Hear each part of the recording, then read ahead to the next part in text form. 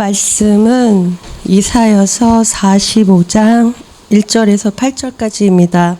봉독하겠습니다. 여호와께서 그의 기름 부음을 받은 고레스에게 이같이 말씀하시되 내가 그의 오른손을 붙들고 그 앞에 열국을 항복하게 하며 내가 왕들의 허리를 풀어 그 앞에 문들을 열고 성문들이 닫히지 못하게 하리라.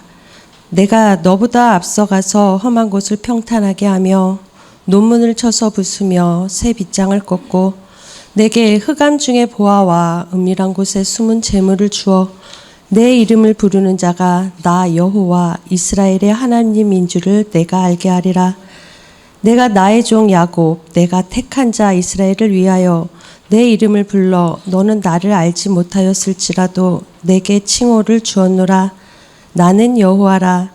나 외에 다른 이가 없나니 나밖에 신이 없느니라. 너는 나를 알지 못하였을지라도 나는 내 띠를 동일 것이요 해 뜨는 곳에서든지 지는 곳에서든지 나밖에 다른 이가 없는 줄을 알게 하리라. 나는 여호와라. 다른 이가 없느니라. 나는 빛도 짓고 어둠도 창조하며 나는 평안도 짓고 환난도 창조하나니 나는 여호와라. 이 모든 일들을 행하는 자니라 하였노라. 하늘이여 위로부터 공의를 뿌리며 구름이여 의를 부을지어다. 땅이여 열려서 구원을 싹트게 하고 공의도 함께 옴듣게 할지어다. 나 여호와가 이 일을 창조하였느니라. 아멘. 오늘 여수론이라는 단어는 여러분들 자신이 여러분이 주인공이라고 생각하시면 딱 맞겠습니다.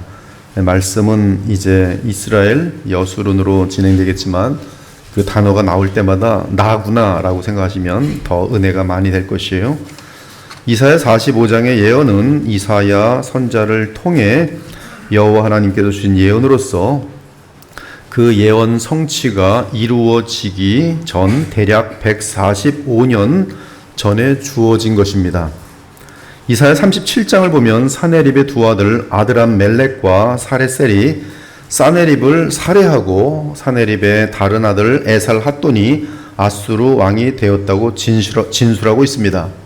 이 진술은 예언이 아니라 실제 역사 가운데 발생한 사건을 진술한 내용으로서 우리는 이사야 37장 끝부분에 의해 이사야서 40장부터 66장까지는 적어도 에살 핫돈이 왕으로 즉위한 이후에 우리에게 전달된 예언이라는 것을 알 수가 있어요. 근데 그 에살 핫돈이 아수르 제국의 왕위에 즉위한 해는 주전 681년입니다.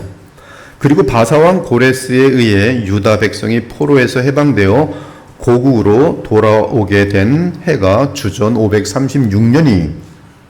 그러므로 우리는 고레스라는 실제 인물이 역사 속에 등장하기 전 적어도 145년 이전에 본문은 그에 대해 예언한 것을 알 수 있습니다. 즉 이사야는 145년 이후에 등장할 역사적인 어떤 인물을 미리 내다본 것이, 그 인물의 이름은 고레스입니다. 놀랍게도 이 바사 페르시아 제국의 왕족 중에 고레스라는 이름을 가진 자가 없습니다. 그런데 하나님은 고레스라는 이름을 가진 왕이 이 땅에 존재하기 대략 150년 이전에 이사야를 통해 그에 대해 예언해 주었고 그 예언은 실제로 역사 속에서 그대로 이루어졌습니다. 또한 바벨론 제국이 한창 세상을 장악하고 있을 때 그 제국은 이 땅에 그 누가 보아도 난공불락으로서 이길 자나 무너뜨릴 자가 없었습니다. 한편 바벨론 제국이 포로를 다루는 방식은 잔인하기로 잘 알려져 있었습니다. 물론 포로로 잡혀간 초기에는 주의 백성이 그곳에서 나그네처럼 살았지만 세월이 지나면서 이스라엘 사람이 바벨론 사람들에게 당하는 고통과 억울함과 박해는 매우 컸습니다. 그런데 하나님은 바사에 고레스를 세워 바벨론 제국을 무너뜨리겠다고 하시고 실제로 150년 후 정도에 그렇게 하신 것이, 이러한 사실은 하나님이 창조주이실 뿐만 아니라 역사를 다스리시는 알파와 오메가의 주권자이심을 입증합니다. 이 사실이 너무나 놀라워서 신학자들 중에는 이사야 40장 이후는 이사야의 예언이 아니라 다른 사람이 훗날에 편집한 제2의 이사야서라고 주장하는 사람들이 있지만 이는 그들의 불신앙을 드러낼 뿐이에요. 사실은 학문의 세계라는 곳에 가면은 80% 이상이 40장 이후부터 66장까지의 내용을 하나님의 그 이사를 통한 예언으로 믿지 않고 편집된 것이다. 제2의 이사야가 쓴 것이다라고 믿고 있어요. 그리고 조금 유식한 목사들은 설교할 때도 그렇게 양들에게 가르칩니다. 이것은 그들의 불신앙이 하나님 말씀에 대한 도전입니다. 그럼에도 그런 것들이 오히려 아주 학문이라는 것처럼 똑똑한 것처럼 전달되는 것은 무서운 일인 것이죠. 이들이 틀린 이유는 우리 주 예수께서 이사야 전체를 이사야의 예언으로 확증하고 있기 때문입니다. 우리 주 예수님은 이사야 40장 이후에 많은 메시아 예언들을 인용하시며 그 예언들은 분명하게 이사야가 말한 것이라고 알려주셨어요. 그러므로 이 학자라는 존재들은 예수님을 거짓말장이로 만들고 있는 것이 신기한 것은 우리가 지난번에 이사야 44장을 다룰 때 그 마지막 절이 대단히 의미심장합니다. 이사야 44장 28절을 보니 고레스에 대하여는 이르기를 내 목자라 그가 나의 모든 기쁨을 성취하리라 하며 예루살렘에 대하여는 이르기를 중건되리라 하며 성전에 대하여는 네 기초가 놓여지리라 하는 자니라. 사실 이스라엘이 바벨론 포로로 잡혀가도록 만든 1등 공신은 이스라엘의 목자들입니다. 즉 이스라엘의 왕들과 관료들과 제사장들과 거짓 선자들이 에스겔서를 보면 주께서는 탐욕스러운 목자들 때문에 이스라엘이 무서운 징벌을 받게 된 사실을 알려주며 장차 참된 목자가 나타날 것을 소망하게 합니다. 이때 에스겔 역시 그 참된 목자를 예언할 때 1차적으로 고레스를 암시하며 물론 그 참목자는 궁극적으로 하나님의 아들 예수 그리스도임. 에스겔서 34장에 보니 이렇게 되어 있습니다. 여호와의 말씀이 내게 임하여 이르시되 인자야 너는 이스라엘 목자들에게 예언하라. 그들 곧 목자들에게 예언하여 이르기를 주 여호와께서 이같이 말씀하시되 자기만 먹는 이스라엘 목자들은 화 있을진저 목자들이 양떼를 먹이는 것이 마땅하지 아니하냐. 너희가 살진 양을 잡아 그 기름을 먹으며 그 털을 입되 양떼는 먹이지 아니하는도다. 너희가 그 연약한 자를 강하게 아니하며 병든 자를 고치지 아니하며 상한 자를 싸매주지 아니하며 쫓기는 자들을 돌아오게 하지 아니하며 잃어버린 자를 찾지 아니하고 다만 포악으로 그것들을 다스렸도다.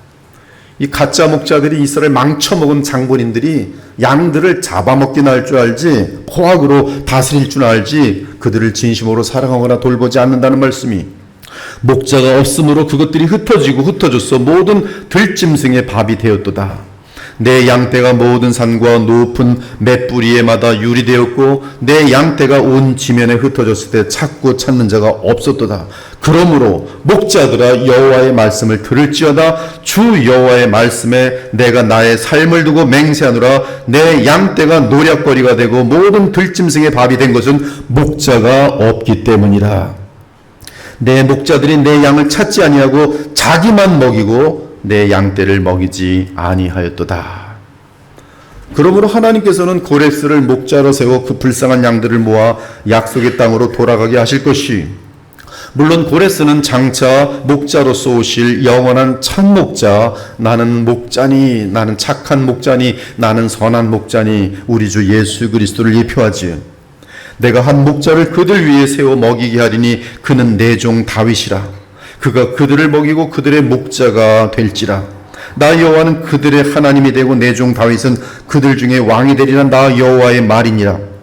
내가 또 그들과 화평의 언약을 맺고 악한 짐승을 그 땅에서 그치게 하리니 그들이 빈들에 평안히 거하며 숲을 가운데서 잘지라. 내가 그들에게 복을 내리고 내 산 지방에 복을 내리며 때를 따라 소낙비를 내리되 복된 소낙비를 내리리라. 그리한즉 밭에 나무가 열매를 맺으며 땅이 그 소산을 내리니 그들이 그 땅에서 평안할지라. 내가 그들의 멍에의 나무를 꺾고 그들을 종으로 삼은 자의 손에서 그들을 건져낸 후에 내가 여호와인 줄을 그들이 알겠고 그들이 다시는 이방의 노략거지가 되지 아니하며 땅의 짐승들에게 잡아먹히지도 아니하고 평안히 거주하니 놀랄 사람이 없으리라. 내 양 곧 내 초장의 양 너희는 사람이요 나는 너희 하나님이라. 주 여호와의 말씀이니라. 하나님께서는 이스라엘을 회복시키는데 목자를 사용하세요. 근데 이 포로에서 목자로 사용하신 그 사람이 고레스, 그리고 물론 영원한 이 마귀로부터의 압박과 죄의 권능과 모든 죄로 인한 저주로부터 자기 양떼들을 구원하고 보호할 영원한 목자는 우리 주 예수 그리스도죠. 그리고 오늘 이사야 45장은 하나님께서 구체적으로 고레스를 언급하시는 예언이, 물론 하나님은 고레스를 통해 장차 오실 메시아를 연상시키십니다. 연상시키는 방법은 1절에 기름 부음 받음과 8절에 의에 대한 내용인데, 기름 부음은 메시아를 연상시키고 의에 대해서는 하늘 곧 하나님의 의가 땅에서 이루어지는 것처럼 언급하심으로 그리스도를 통한 의, 즉 복음을 연상시키십니다. 그럼에도 45장에 더 많은 내용은 역사 속에 등장할 고레스 왕과 그의 사역을 구체적으로 예언하고 있지. 그리고 중요한 핵심은 하나님께서 고레스를 세우신 것은 하나님 자신이 온 땅에서 영광을 받기 위함이요, 또한 자신이 택하신 여술은 이스라엘이 복을 누리도록 하기 위함이란 사실입니다. 학자들 중에는 고레스가 구원을 받은 사람이라고 말하기도 하고, 심지어 바벨론의 누부갓네살 왕도 구원받았다고 말하는 사람들이 있는데, 이는 성경이 말하려는 초점을 놓친 일종의 사색입니다. 그냥 자기 멋대로 상상해 볼 수 있는 사색이에요.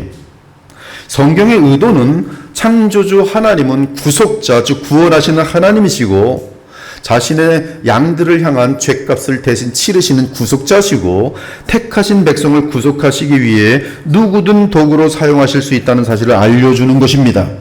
사실 고레스의 삶을 볼 때, 또한 바벨론의 누부갓네살의 삶을 볼 때 그들은 이스라엘이 믿는 여호와 하나님의 존재와 권능에 대한 의식을 분명하게 느끼면서도 주의 뜻대로 행하며 주의 백성이 되었다는 그런 암시는 전혀 없어요. 그러므로 우리는 하나님은 누구든 사용하셔서 자기 백성을 구원하기도 하시고 징계하기도 하신다는 사실을 확신할 수 있습니다. 아무튼 이러한 배경 아래 본문을 살펴볼 예정이에요. 1절을 보니 하나님께서 고레스에게 기름을 붓습니다. 원어로 보면 메시후라고 되어 있어요. 메시후, 메시야의 동사형이 메시후로서 주께서 기름 부으신 메시아라고 되어 있습니다. 이는 메시아의 사명과 유사한 사명을 고레스에게 맡기신다는 뜻이에요. 그리고 하나님께서는 이 메시후 고레스의 오른손을 붙들어 주십니다. 지극히 높이십니다. 또한 그가 나아가는 길에 거치는 것은 무엇이든 제거해 주십니다. 사실 하나님은 고레스를 주의 능력의 오른손으로 붙드셔서 그 앞에 열국을 항복하게 하셨고, 열국의 왕들이 그의 앞에 무릎을 꿇게 하셨어요. 열방의 왕들은 이미 소문을 듣고 멸망하기 전에 고레스 앞에 나아가 항복의 표시로 성문을 미리 열어놓았습니다. 1절, 여호와께서 그의 기름 부음을 받은 고레스에게 이같이 말씀하시되, 내가 그의 오른손을 붙들고 그의 앞에 열국을 항복하게 하며 내가 왕들의 허리를 풀어 그 앞에 문들을 열고 성문들이 닫히지 못하게 하리라. 2절을 보니 하나님께서 친히 고레스의 모든 대적 및 방해하는 요소들을 전부 제거해 주셨기 때문에 고레스는 승승장구할 것입니다. 무엇보다 논문과 셋 빗장으로 단단히 보호한 요새인 바벨론 제국의 수도 바벨론 성을 무너뜨리실 것이, 내가 너보다 앞서가서 험한 곳을 평탄하게 하며 논문을 쳐서 부수며 쇠 빗장을 꺾었노라. 이 바벨론 제국의 바벨론 성이 무너지는 마지막 장면이 다니엘서 5장에 기록되어 있어요. 벨사살 왕이 그의 귀족 1000명을 위하여 큰 잔치를 베풀고 그 1000명 앞에서 술을 마시니라. 이 벨사살은 바벨론 제국의 마지막 왕이, 벨사살이 술을 마실 때 명하여 그의 부친 누부갓네살이 예루살렘 성전에서 탈취하여온 금, 은 그릇을 가져오라고 명하였으니, 이는 왕과 귀족들과 왕후들과 후궁들이 다 그것으로 마시려 함이었더라. 성전에 있는 그 잔들 가지고 술을 퍼마시게 하자. 이것이 벨사살의 생각이었어요. 이에 예루살렘 하나님의 전 성소 중에서 탈취하여 온 금그릇을 가져오매 왕이 그 귀족들과 왕후들과 후궁들과 더불어 그곳으로 술을 마시더라. 그들이 술을 마시고는 그 금, 은, 구리, 쇠, 나무, 돌로 만든 신들을 찬양하니라. 그때 사람의 손가락들이 나타나서 왕궁 촛대 맞은편 석회볕에 글자를 쓰는데 왕이 그 글자 쓰는 손가락을 본지라. 이에 왕이 즐기던 얼굴빛이 변하고 그 생각이 번민하여 넓적다리 마디가 녹는 듯하고 그의 무릎이 서로 부딪힌지라. 그리고 그 현상이 무엇인지 알고 싶은데 아무도 해석해 주지 못하는 거예요. 이에 결국 벨사살이 다니엘을 불러 모읍니다. 다니엘이 부름을 받고 벨사살 왕 앞에서 그 글자를 해석해 줍니다. 벨사살이여, 왕은 느부갓네살 아들이 되어서 이것을 다 알고도 아직도 마음을 낮추지 아니하고 도리어 자신을 하늘의 주제보다 높이며 그의 성전 그릇을 왕 앞으로 가져다가 왕과 귀족들과 왕후들과 후궁들이다 그 거룩한 성전 그릇으로 술을 퍼마시고 왕이 또 보지도 듣지도 알지도 못하는 금, 은, 구리, 쇠, 나무, 돌로 만든 신상들을 찬양하고 도리어 왕의 호흡을 주장하시고 왕의 모든 길을 작정하시는 하나님께는 영광을 돌리지 아니한지라. 이러므로 그의 앞에서 이 손가락이 나와서 이 글을 기록하였나이다. 기록된 글자는 이것이니 곧 메네 데벨 데겔 우바르신이라. 그 글을 해석하건대 메네는 하나님이 이미 왕의 나라의 시대를 세워서 그것을 끝나게 하셨다 하며, 데겔은 왕을 저울에 달아보니 부족함이 보였다 하며, 우바르신 베레스는 왕의 나라가 나뉘어서 메대와 바사 사람에게 준바 되었다 함이니이다. 그리고 그날 밤에 고레스의 왕의 쥐 아래 메대와 바사 군대는 바벨론의 벨사살 왕을 살해하였어요. 그날 밤에 갈대아 왕 벨사살이 죽임을 당하였더라. 이 역사 기록을 보면 메대와 바사는 고레스 왕의 쥐 아래 벨사살이 술잔치를 펼쳐놓은 이 바벨론 성을 정복하였는데, 정복 과정을 보면 유브라데 강에서 바벨론 성으로 흘러 들어오는 물을 다른 곳으로 중간에 길을 파서 빠지게 해서 이 바벨론 성 수문을 낮췄습니다. 그리고 몇몇 특별히 훈련된 군사들이 수문을, 얼마나 긴지 모르겠어요, 그 수문을 잠수를 쫙 해가지고서 나침문으로 쫙 들어가서 바벨론 성 안에 들어가서 수문을 통해, 다들 뭐 술 퍼마시고 있으니까 들어가서 이제 문을 칙 연 거죠. 들어가자마자 곧바로 논문과 쇠빗장을 깨트려 부숴버린 후 바벨론 성문을 열었어요. 따라서 고레스의 군대가 바벨론 성으로 들어가는데 어려움이 없었습니다. 그 고레스는 바벨론 성 안으로 들어가 궁정의 비밀리에 보관된 모든 보물을 다 노력했어요. 45장 3절, 내게 흑암 중에 보아와 은밀한 곳에 숨은 재물을 주어 내 이름을 부른 자가 나 여호와 이스라엘의 하나님인 줄을 내가 알게 하리라. 사실 고레스는 그가 왕이 되기 전부터 이사야의 예언을 듣고 읽고 알고 있었습니다. 그러므로 하나님이 자신을 기름 부어 세워 온 세상의 제왕이 되게 하신 사실도 알고 있었어요. 하물며 오늘 우리가 읽은 이 예언도 그는 읽었을 것이고, 대략 150년 전의 예언이 자신에게, 이름도 똑같아요, 자신에게 그대로 이루어진 것을 볼 때 그가 어찌 주 하나님의 말씀과 능력을 인정하지 않을 수 있겠으며 그 하나님을 높이지 않을 수 있겠습니까? 이 하나님은 이사야를 통해 150년 전에 그 예언을 훗날에 읽을 고레스에게 분명하게 말씀하십니다. 내가 나의 종 야곱, 내가 택한 자 이스라엘 위하여 내 이름을 불러 너는 나를 알지 못하였을지라도 내게 칭호를 주었노라. 나는 여호와라, 나 외에 다른 이가 없나니 나밖에 신이 없느니라. 너는 나를 알지 못하였을지라도 나는 네 띠를 동일 것이요 해 뜨는 곳에든지 지는 곳에든지 나밖에 다른 이가 없는 줄을 알게 하리라. 나는 여호와라, 다른 이가 없느니라. 나는 빛도 짓고 어둠도 창조하며 나는 평안도 짓고 환란도 창조하나니 나는 여호와라, 이 모든 일을 행하는 자니라 하였노라. 고레스가 이 예언을 읽으면서 150년 전에 예언된 예언이에요. 아주 고문으로 굉장히 완벽하게 보존된 글을 읽으면서 내 이름도 들어있고 이렇게 되는데 지금 일들이 정확하게 이렇게 진행되는구나. 이 여호와 하나님 참으로 살아계신 하나님이니. 이 예언대로 하나님이 이방인 고레스를 지명하여 불러 일으키셔서 그에게 기름을 부으시고 목자라는 칭호를 주신 이유는 자기 백성인 여수른 때문이라고 말씀하십니다. 이를 위해 고레스의 띠를 동이었습니다. 즉 철저하게 준비시켜 열왕을 정복하게 하셨습니다. 그러므로 고레스는 자신이 높여지고 자신이 온 세상을 제패한 것은 오직 주 하나님의 역사인 것을 인정할 수밖에 없었어요. 고레스는 역사의 흐름을 보며 알게 됩니다. 이스라엘 백성은 주 하나님의 징계로 아수르에게 고통당하고 또 그 이후에는 또다시 바벨론에게 정복당하더니 이제 하나님께서 마음을 누그러뜨리시고 그들을 불쌍히 여겨 자신을 세워 바벨론 제국을 함락한 것을 알게 됩니다. 따라서 이스라엘이 언약의 하나님으로 부르는 여호와 하나님은 참으로 창조주 하나님이시고 역사의 주권자이심을 고레스는 인정하지 않을 수 없었던 것이, 그러므로 고레스는 이 사실을 분명하게 체험하여 알고 있었기 때문에 이스라엘을 포로에서 풀어주며 약속의 땅으로 돌아가 성전을 건축하라고 할 때 이렇게 칙령을 내립니다. 칙령을 들어보세요. 이 칙령은 두 군데나 동일하게 성경에 실려 있어요. 온 세상에 고레스가 내리는 칙령입니다. 바사왕 고레스 원년에 여호와께서 예레미야 입을 통하여 하신 말씀을 이루게 하시려고 바사왕 고레스의 마음을 감동시키심에 그가 온 나라에 공포도 하고 조소도 내려 이르되, 바사왕 고레스는 말하노니 하늘의 하나님 여호와께서 세상 모든 나라를 내게 주셨고 나에게 명령하사 유다 예루살렘의 성전을 건축하라 하셨나니 이스라엘의 하나님은 참 신이시라. 너희 중에 그의 백성된 자는 다 유다 예루살렘으로 올라가서 이스라엘의 하나님 여호와의 성전을 건축하라. 그는 예루살렘에 계신 하나님이시라. 그 남아있는 백성이 어느 곳에 머물러 살든지 그곳 사람들이 마땅히 은과 금과 그 밖의 물건과 짐승으로 도와주고 그 외에도 예루살렘에 세울 하나님의 성전을 위하여 예물을 기쁘게 드릴지니라 하였더라.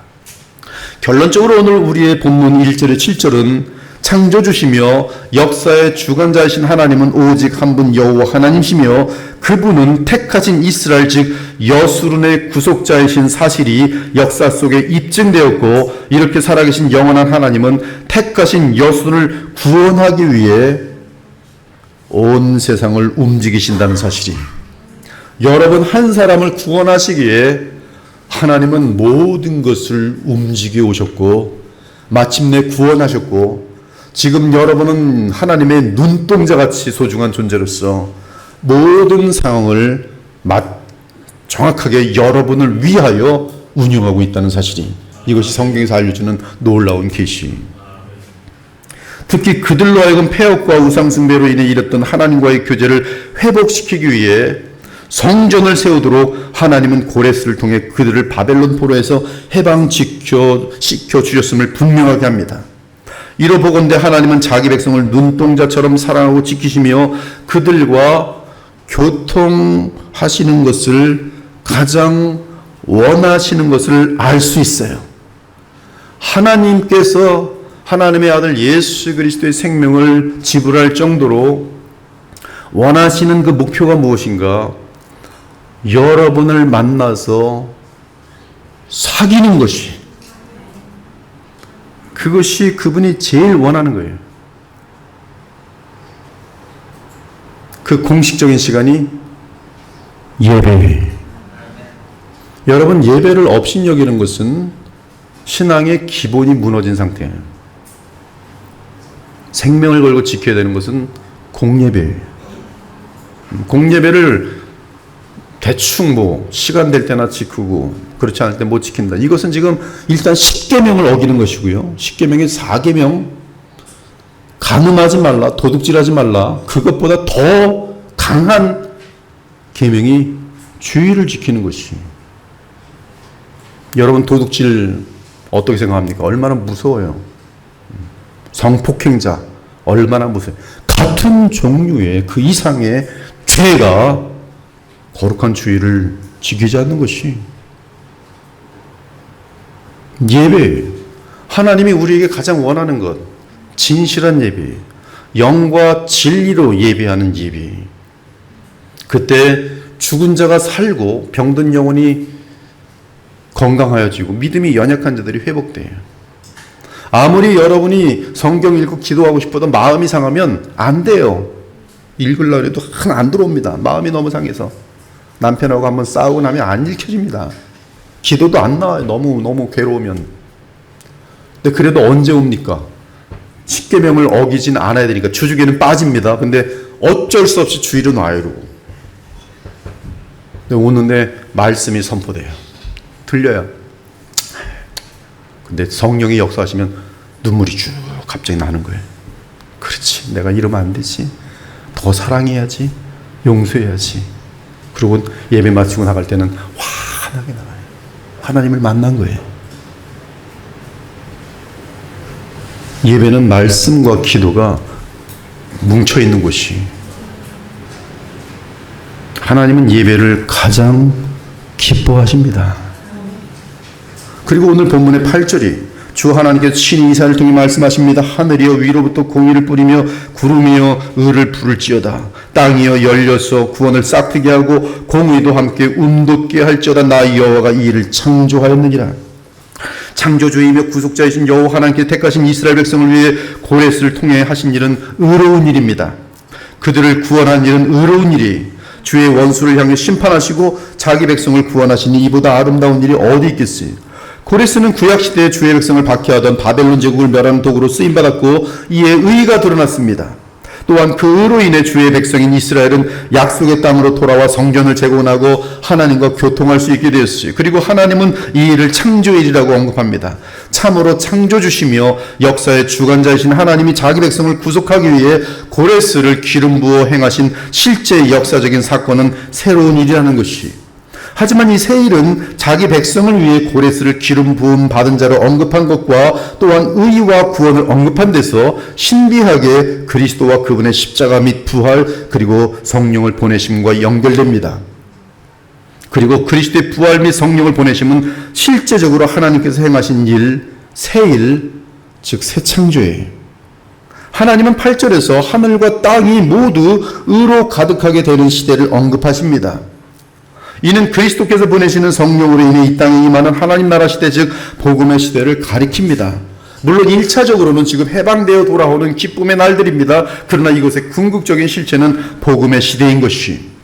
물론 고레스의 해방으로 인해 구약시대 이스라엘 백성은 임시적인 새 시대를 맞이할 것입니다. 하지만 진정한 새 시대는 영광의 왕이 되신 그리스도로 인해 열리는 성령이 역사하시는 하나님 나라 시대이에요. 사랑하는 여러분, 의는 구원과 심판을 가름하는 기준입니다.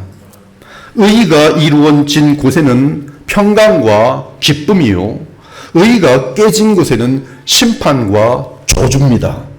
하나님은 여수론되는 자기 백성을 위해 친히 의를 이루셨습니다. 그 의는 바로 그들의 머리 되시는 그리스도께서 이루신 의예요. 또한 그 백성이 치러야 할 율법의 저주를 하나님의 아들 예수께서 받으심으로 율법의 의가 이루어졌습니다.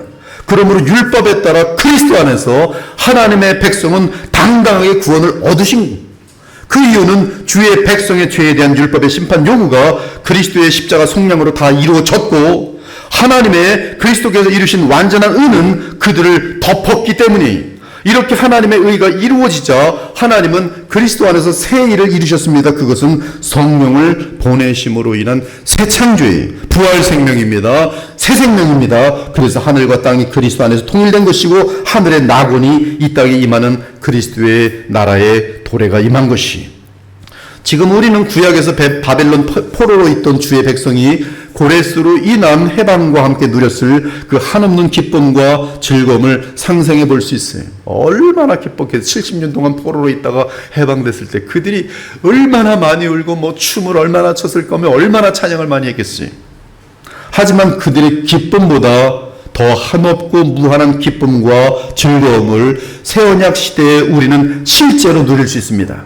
그 이유는 우리는 그리스도 안에서 영원토록 정죄함이 없는 주의 자녀가 되었고 또한 영원한 나라를 이미 얻어 누리고 있으며 그 나라의 완성을 기업으로 보장받았기 때문에 그리.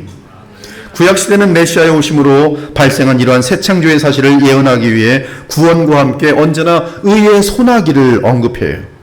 의로운 왕이신 그는 뱀풀 위에 내리는 비같이 땅을 적시는 소낙비같이 내리리니 그의 날에 의인이 흥왕하며 평강의 풍성함이 달이 닿을 때까지 이르도다. 그가 바다에서부터 바다까지와 강에서부터 땅끝까지 다스리시니 광야에 사는 자는 그 앞에 굽히며 그의 원수들은 티끌을 핥을 것이며 다시스와 섬의 왕들이 조국을 바치며 스바와 시바 왕들이 예물을 드리리로다. 모든 왕이 그의 앞에 부복하며 모든 민족이 다 그를 섬기리로다. 진실로 여호와 하나님의 구원이 그를 경외하는 자에게 가까우니 영광이 우리 땅에 머무르리이다. 인애와 진리가 같이 만나고 의와 화평이 서로 입맞추었으며 진리는 땅에서 솟아나고 의는 하늘에서 내려온도다. 여호와께서 좋은 것을 주시리니 우리 땅이 그 산물을 내리로다. 의가 주의 앞에 앞서가며 주의 길을 닦으리로다.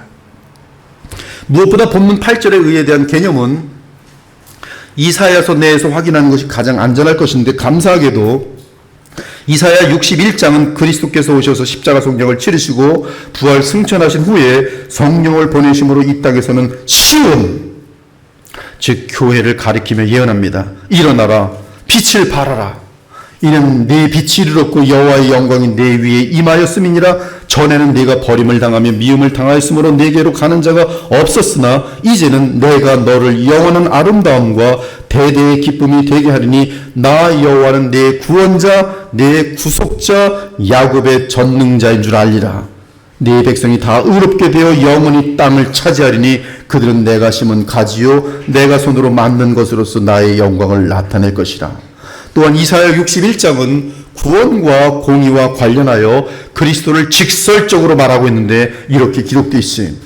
주 여호와의 영이 내게 내리셨으니 이는 여호와께서 내게 기름을 부으사 가난한 자에게 아름다운 소식을 전하게 하려 하심이라. 나를 보내사 마음이 상한 자를 고치며 포로된 자에게 자유를, 갇힌 자에게 노임을 선포하며 여호와의 은혜의 해와 우리 하나님의 보복의 날을 선포하여 모든 슬픈 자를 위로하되 무릇 시온에서 슬퍼하는 자에게 화관을 주고 그 죄를 대신하여 기쁨의 기름으로 그 슬픔을 대신하여 찬송의 옷으로 그 근심을 대신하시고 그들이 의의 나무 곧 여호와께서 심으신 그 영광을 나타낼 자라. 일컬음을 받게 하려 하심이라. 내가 여호와로 말미암아 크게 기뻐하며 내 영혼이 나의 하나님으로 말미암아 즐거웠니. 이는 그가 구원의 옷을 내게 입히시며 공의의 겉옷을 내게 더하심이 신랑이 사모를 쓰며 신부가 자기 보석으로 단장함 같게 하셨습니다. 땅이 싹을 내며 동산이 거기 뿌린 것을 움돋게 함같이 주 여호와께서 공의와 찬송을 모든 나라 앞에 솟아나게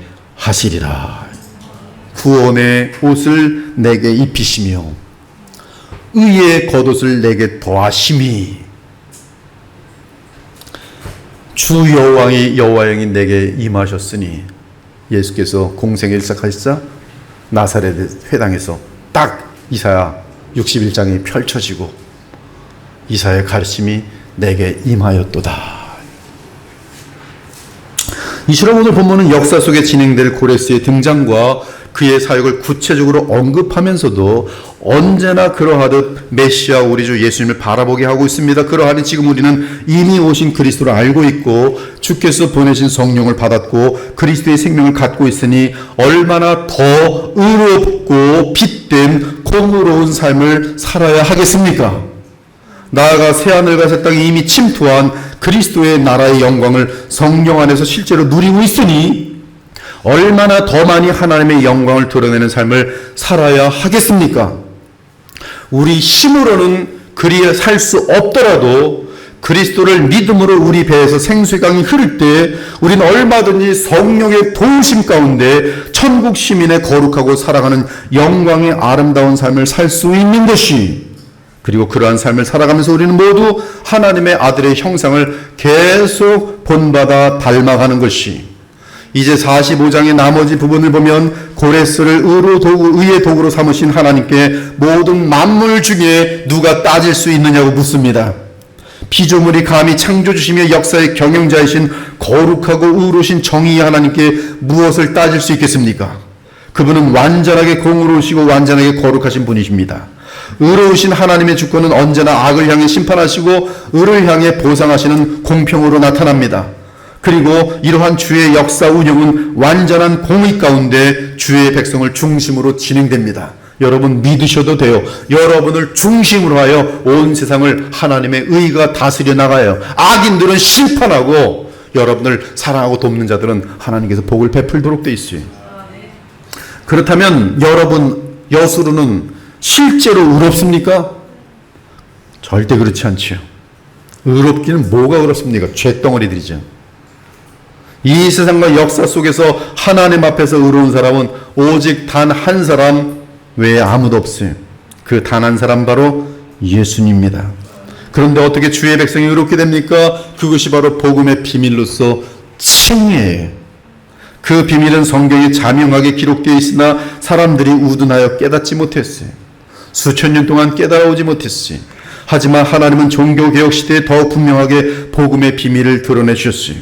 우리가 알거니와 무릇 율법이 말하는 바는 율법 아래 있는 자들에게 말하는 것이니 이는 모든 입을 막고 온 세상으로 하나님의 심판 아래에 있게 하려 함이라. 그러므로 율법의 행위로 그의 앞에 의롭다 하심을 얻을 육체가 없나니 율법으로는 죄를 깨달음이니라. 이제는 율법에 하나님의 한 의가 나타났으니 율법과 선자들에게 증거를 받은 것이라.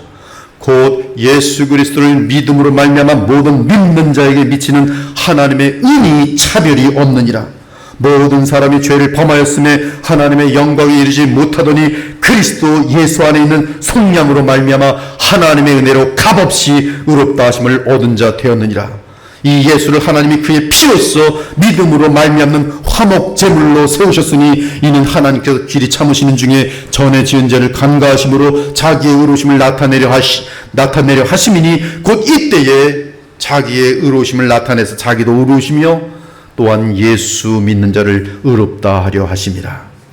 누가 주 하나님께서 완전한 공평과 공의 가운데 허락하신 주의 백성의 죄사함과 의로움과 구원을 따질 수 있겠습니까?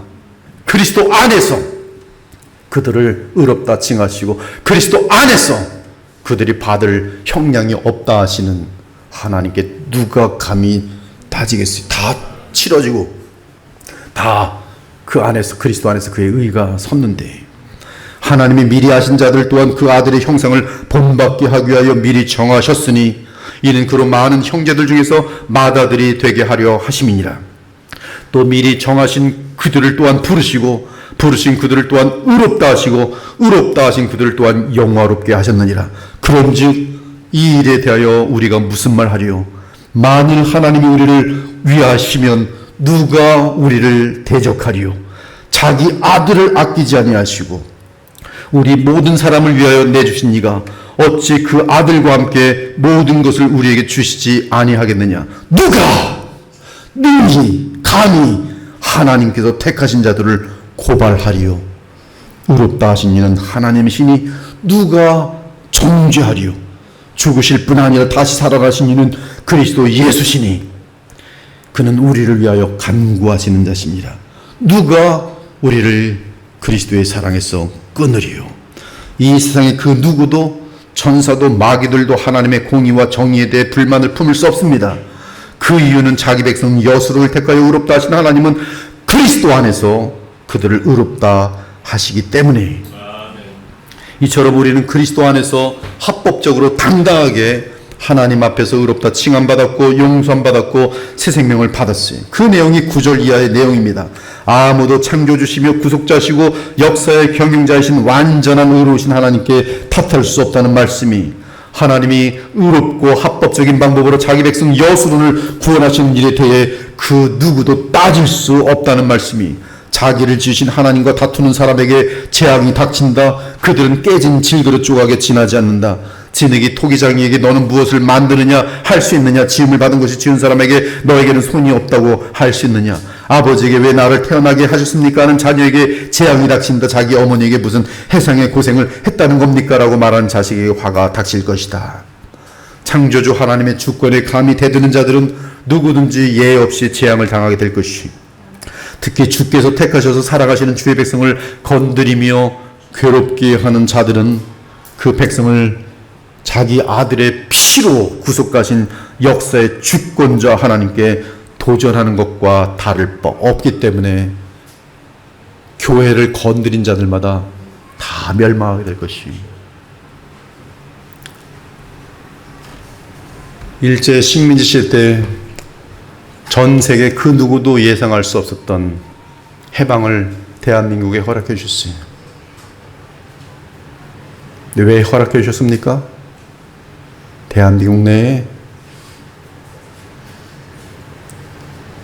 이 신상에 우상 숭배하지 않고 감옥에 갇히고 인두로 고문받고 목베임을 당하고 많은 순교자도 있어요.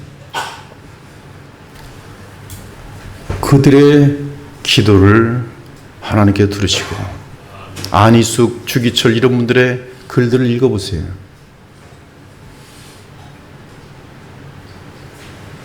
하나님께서 자기 백성을 그토록 사랑하십니다. 그 소수의 무리를 해방시켜 주시려고 전 우주를, 전 세계의 역사를 확 바꿔버리시는 거예요. 지금도 마찬가지예요. 지금 소수의 무리지만 우리 모두가 정말 하나님을 기쁘시게 하는 무리라면 하나님은 이 무리 때문에 대한민국, 중국, 미국 전부를 다 움직이시는 분이 여러분 한 사람을 너무나 사랑하시기 때문에 죽도록이 아니라 이미 죽음을 내주고 사랑하셨기 때문에 여러분은 하나님의 눈에 보배 중에 보배. 근데 여러분을 누가 건드려요? 어림없습니다. 어림없어요. 지금 그 말씀하시는 거예요. 지금 이스라엘의 거룩하신 하나님 곧 이스라엘 지으신 주님께서 말씀하신다. 내가 택하여 낳은 자녀를 두고 너희가 나에게 감히 물으느냐. 내가 한 일을 너희가 나에게 감히 명령하느니라. 바로 내가 친히 이 땅을 만들었으며 바로 내가 그 위에 인류를 창조하였다. 내가 손수 하늘을 폈으며 그 모든 별 위에 명령을 내렸다. 내가 바로 고레스를 의의 도구로 일으켰으니 그의 모든 길을 평탄하게 하겠다. 그가 나의 도성을 재건하고 포로된 나의 백성을 대가도 없이 보상도 받지 않고 해방시켜 줄 것이다. 바로 나의 여수론이다. 여수론을 구원하기 위하여 나는 고레스를 움직였노라. 누가 감히 나에게 도전하겠느냐. 내가 의롭지 않게 행한 것이 무엇이느냐. 만군의 여호와의 말씀이니라. 주 하나님께서 역사의 주권자로서 입증되는 것은 주께서 누구든지 의의 도구로 사용하셔서 주의 공의와 정의를 이루실 수 있다는 사실이 이때 하나님의 마음속에 있는 영원한 사랑의 대상은 여수르니 즉 그들을 위해 하나님은 역사를 운영하세요. 이것이 여러분 제가 지금 억지로 여러분을 높이려고 설교하는 것이 아니란 말씀이에요. 성경을 연구하니까 그렇게 드러나는 거예요. 성경을 연구해서 들어갔더니 나라는 존재에 대한 하나님 앞에서의 가치가 너무나 소중하게 나오는 거예요. 그걸 여러분이 알 때는 여러분의 이제 어리석은 생각 때문에는 나를 사랑하시면 계속 사탕만 한 10,000개 주시지 왜 안 주시나 그런 생각뿐이 못하지만 하나님의 관심은 여러분이 원하는 사탕 100개 주는 게 아니라 10,000개 주는 게 아니라 돈, 명예, 권력이 아니라 하나님의 자녀다운 영원히 영광스러운 존재로 만들어 가시는 게 가장 큰 관심이. 돼지들이야 썩을 것 주면 좋다 하지만 돼지에게 진주를 주면 진주 알아보지 못합니다. 그러나 진주를 알아보는 자에게는 진주 하나 얻기 위해서 자기의 모든 소유를 다 팔아서 그 진주를 사는 것이 하나님이 소중히 여기는 것을 영원한 가치가 있는 것을 여러분에 주시기 위해서 이 땅에 사는 동안 고난도 있고 어려움도 있고 오해도 있고 눈물도 있고 그러는 것이 그러나 그 모든 것들이 사실은 하나님도 같이 아파하시면서 우리를 지나가게 하시는 훈련이 고3짜리 아이들이 자녀들이 그냥 공부하기 싫어가지고 푹푹 쓰러지면서 그래도 공부하려고 하면 옆에서 엄마가 좀 오늘 밤만 좀만 더 해라 그런 마음이 그런 마음. 엄마도 얼마나 힘든데요. 고3짜리 엄마들이. 이러보건대 고레스 역시 여술은 이스라엘 위에 하나님의 의를 이루는 데 역사적으로 쓰임받은 도구일 뿐이 이와 똑같은 선포를 바울도 합니다. 바울의 선포를 들어보세요. 그리스도 안에 있는 주의 백성된 교회 여러분들을 두고 선포합니다. 그런 중 누구든지 사람을 자랑하지 말라. 만물이 다 너희 것임이라. 바울이나 아볼로나 게바나 세계나 생명이나 사망이나 지금 것이나 장래 것이나 다 너희의 것이요 너희는 그리스도의 것이요 그리스도는 하나님의 것이니라. 저도 여러분을 위한 심부름꾼일 뿐이에요. 바울도 얘기했어요. 바울, 아볼로, 게바, 베드로 다 너희를 위한 존재일 뿐이에요. 이제 14절 이하는 새로운 단락을 시작하는데 고레스가 세상을 제패할 때 어떤 일이 발생하는지를 알려줍니다. 바벨론 제국은 무너질 것이고 애굽의 재물과 구스의 무역 그리고 스바의 장대한 군사들이 다 이스라엘에게 속하게 될 것이. 특히 14절에서 중요한 것은 네게로 건너와서라고 할 때 너는 누구인가 하는 것입니다. 여호와께서 이같이 말씀하시되 애굽의 소득과 구스가 무역한 것과 스바의 장대한 남자들이 네게로 건너와서 네게 속할 것이요 그들이 너를 따를 것이라 사슬에 매어 건너와서 네게 굴복하고 간구하기를 하나님이 과연 네게 계시고 그 외에는 다른 하나님이 없다 하리라 하시니라. 이게 13절 그 이후 그 전하고 바로 14절로 이어질 때는 거의 백발백중 우리 중에는 고레스로 읽겠죠. 다행스럽게도 그러나 이제 이래서 전문가가 필요한 거예요. 가끔 이 너는 14절에 너는 여성형으로 되어 있어요. 반면 정확하게 고레스는 남성형으로 되어 있습니다. 그런데 여성형으로 되어 있는 것은 13절에 나의 성읍 그것이 여성형으로 되어 있어요. 즉 여기서 너는 하나님의 성읍 여호와의 성읍 즉 여기서 너는 예루살렘 성 또는 시온 성입니다. 이는 물리적인 예루살렘 성을 뜻하기도 하고 놀랍게도 메시아가 오셔서 십자가 성령을 이루시고 부활 승천하셔서 성령을 보내신 후 세워진 하늘의 예루살렘 성 즉 시온 성을 뜻하기도 합니다. 사실 애굽과 구스와 스바가 시온성으로 온다는 것은 이스라엘 민족을 넘어서는 이스라엘 주변 국가들이 시온성으로 들어오는 것을 뜻합니다. 나아가 20절은 모든 세상 나라에서 주의 택함 받은 자들이 하늘의 시온성으로 나오는 것을 보여줍니다. 이러한 깊은 의미에서 15절은 열방 나라에서 택한 백성을 구원하시는 하나님의 신비로운 역사를 암시합니다. 구원자 이스라엘의 하나님이여 진실로 주는 스스로 숨어 계시는 하나님이시니다. 여기서 숨어 계시는 하나님에 대한 가장 정확한 개념은 마르틴 루터가 십자가에 예수님을 숨어 계시는 하나님으로 묘사한 데서 찾을 수 있어요. 즉 하나님의 주권의 구원성, 하나님의 구원의 주권성, 나아가 역사의 섭리를 통해 자기 백성을 택하여 구원하시는 신비한 손길은 그 누구도 알 수 없는 숨어 계시는 하나님의 주권적인 역사예요. 그러나 우리가 온전한 자를 중에서는 지혜를 말하노니 이는 이 세상의 지혜가 아니요 또 이 세상에서 없어질 통치자들의 지혜도 아니요 오직 은밀한 가운데 있는 숨어 계시는 것처럼 보이시는 하나님의 지혜를 말하는 것으로서 곧 감추어졌던 것인데 하나님이 우리의 영광을 위하여 만세 전에 미리 정하신 것이라. 이 지혜는 이 세대의 통치자들이 한 사람도 알지 못하였나니 만일 알았더라면 영광의 주를 십자가에 못 박지 아니하였으리라. 우리가 세상의 영을 받지 아니하고 오직 하나님의 영으로부터 하나님으로부터 온 영을 받았으니 이는 우리로 하여금 하나님께서 우리에게 은혜로 주신 것들을 알게 하려 하심이라. 우리가 이것을 말하거니와 사람의 지혜가 가르친 말로 아니하고 오직 성령께서 가르친 것으로 하니 영적인 일은 영적인 깊은 것으로 분별하느니라. 육에 속한 사람은 하나님의 성령의 일들을 받지 아니하나니 이는 그것들이 그에게는 어리석게 보이며 또는 그는 그것들을 알 수도 없나니 그러한 일은 성령으로 분별되기 때문이라. 지금 그 내용이 15절에 다 담고 있어요. 주는 스스로 숨어 계시는 하나님.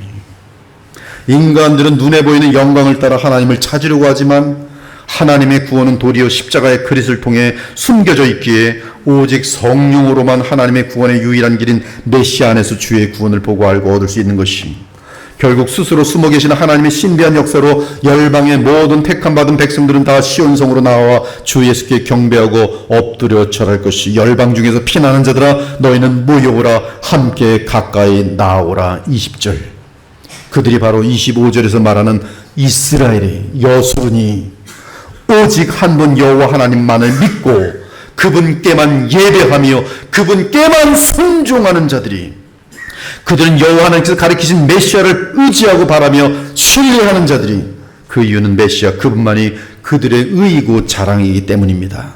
이스라엘 자손은 다 여호와로 말미암아 의롭다함을 얻고 자랑하리라 하느니라. 25절 그러므로 여호와 하나님께서 모든 열방을 향해 외치십니다. 22절 땅의 모든 끝이여 내게로 돌이켜 구원을 받으라. 나는 하나님이라 다른 이가 없느니라. 무서운 사실은 하나님의 구원의 기회는 사람이 호흡이 있을 때만 주어지는 것이 죽음 이후에는 구원받을 기회가 영원토록 없습니다. 한 번 죽는 것은 사람에게 정해진 것이요 그 후에는 심판이 있으리니 이에 주 하나님께서 자신의 이름을 걸고 23절에 보며 맹세하시며 외치세요. 맹세하셨어요. 하나님께서 자신의 이름으로 맹세하셨습니다. 이것은 완벽하게 이루어질 수밖에 없는 하나님의 각오이며 맹세여 내가 나를 두고 맹세하기를 내 입에서 공의로운 말이 나갔은즉 돌아오지 아니하나니 내게 모든 무릎이 꿇겠고 모든 혀가 충성을 맹세하리라. 이 말씀은 언약의 여호와께서 사람으로 오셔서 구속 언약을 이루심으로 아버지에 의해 존귀하게 되는 그리스도로 성취됩니다. 그는 근본 하나님의 본체시나 하나님과 동등됨을 취할 것으로 여기지 아니하시고 오히려 자기를 비워 종의 형체를 가지사 사람들과 같이 되셨고 사람의 모양으로 나타나서 자기를 낮추시고 죽기까지 복종하셨으니 곧 십자가에 죽으심이라. 이러므로 하나님이 그를 지극히 높여 모든 이름 위에 뛰어난 이름을 주사 하늘에 있는 자들과 땅에 있는 자들과 땅 아래에 있는 자들로 모든 무릎을 예수의 이름에 꿇게 하시고 모든 입으로 예수 그리스도를 주라 신하여 하나님 아버지께 영광을 돌리게 하셨느니라.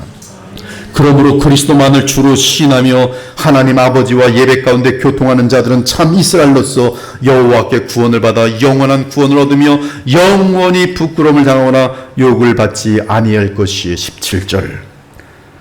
그러나 이 영원한 구원의 반열에 들어오지 못하는 자들이 있어요. 그것은 우상을 만드는 자들과 우상을 섬기는 자들이, 그리고 우상의 실제인 마귀의 덫에 사로잡힌 영혼들입니다. 그들은 다름 아닌 이 세상에 썩어질 것을 사랑하는 자들이, 마술을 사랑하는 자들이, 요행을 바라는 자들이, 미래를 알고자 하는 자들이, 우상을 만든 자는 부끄러움을 당하며 욕을 받아 다 함께 수욕 중에 들어갈 것이라. 16절. 나무 우상을 가지고 다니며 구원하지 못하는 신에게 기도하는 자들은 무지한 자들이니라. 20절. 사랑하는 여러분, 하나님은 의의 하나님이시며 결코 자신의 법을 어기는 일이 없으십니다. 하나님은 우리에게 주의 의를 이루시기 위해 메시아를 보내주셨어요. 그러므로 그리스도 안에서만 하나님의 공의가 만족되고 그 안에서만 의의 능력이 주어집니다. 우리는 십자가에 못 박힌 그리스도를 전하니 유대인에게는 거리 끼는 것이요 이방인에게는 미련한 것이로되 오직 부르심을 받은 자들에게는 유대인이나 헬라인이나 그리스도는 하나님의 능력이요 하나님의 지혜니라. 그러므로 이스라엘 자손은 다 그리스도로 말미암아 의롭다함을 얻고 거룩한 삶을 살아가며 오직 주만 자랑할 것이, 너희는 하나님으로부터 나와서 그리스도 예수 안에 있고 예수는 하나님으로부터 나와서 우리에게 지혜와 의로움과 거룩함과 구원함이 되셨으니 기록된 바 자랑하는 자는 주 안에서 자랑하라 함과 같게 하려 함이라.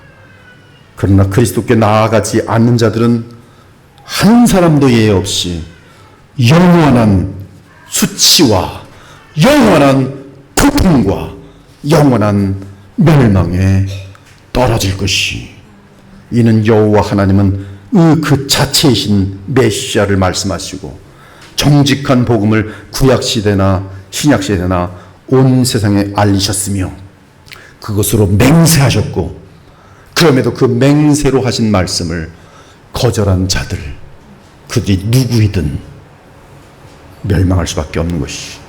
19절. 나 여호와는 의를 말하고 정직한 것을 알리느니라.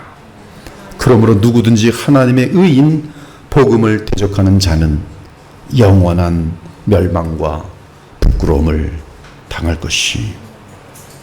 사랑하는 여러분, 오늘 우리는 이사를 통해 여수론을 향한 주 하나님의 마음을 알았어요. 그러므로 우상을 멀리하고 하나님의 의이신 그리스도를 더욱 사랑하고 의지하며 순종하기 바랍니다. 그러할 때 여러분 또 나에게는 생명과 복락과 감사와 희락이 보장되어 있어요. 하나님은 살아계십니다. 그리고 이 땅에 사람으로 오신 우리 주 예수 그리스도 역시 부활하셔서 영원히 살아계십니다. 그리고 이 그리스도 예수님을 중보자와 구주와 왕으로 모시기 바랍니다. 진심으로 그리스도를 왕으로 모시고 그리스도의 말씀에 순종하여 오직 성삼위 하나님께 예배하기 바랍니다. 그러한 여수론에게는 오늘도 지금 당장 놀라운 복과 역사가 넘치게 될 것이고, 오늘도 이 즐겁고 영광스러운 복음을 듣고 감사와 평강과 기쁨이 넘치게 될 것이 오늘도 우리 모두가 한 사람도 빠짐없이 이러한 영광의 대열에 함께 믿음으로 참여하시기를 예수 그리스도의 이름으로 축원합니다. 아멘. 주 하나님 감사합니다. 오늘 이사야 45장을 통해서 주의 복음을 전하였습니다. 주의 성령으로 인쳐주시고 이 말씀을 믿음으로 받은 자들마다 놀라운 변화의 역사들 하나님의 나라를 누리는 복을 허락하여 주시옵소서. 살아계신 우리 주 예수 그리스도 이름으로 기도 올려옵나이다. 아멘.